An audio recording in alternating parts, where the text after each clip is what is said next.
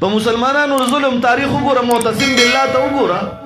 معتصم بالله د مسلمانانو سپه سالار دی د مسلمانانو بادشاہ دی د مسلمانانو امیر المؤمنین دی لیکن هغه چې کوم ظلمونه کول هلته کله احمد عوزاعی له سزا ورکوي کله امام احمد بن حنبل له کوړی ورکوي دا ظلمونه کول دغه ظلمونو په پاداش کې چې هلاکو خان راغی نو بیا معتصم بالله سره څه چل وکړو ولې وکړو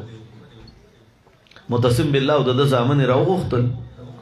ودین سرونه قلم کوي خاندان نور له سرونه قلم کوي چې کله سرونه قلمول نو د هلاکو خان په دربار کې القمی او نصیر الدین توسی دا مسلمانانو غدارانو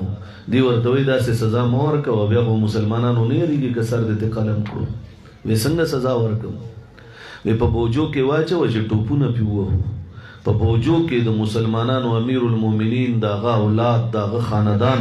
داغه عمرا داغه وزرا دا ټول په بوجو کې واچول میدان کې خودل او تاتاریانو په ټوپونه وال په دغه ټوپونو کې داسې قیمت کړ چې د مخ سر پته نه لګیدا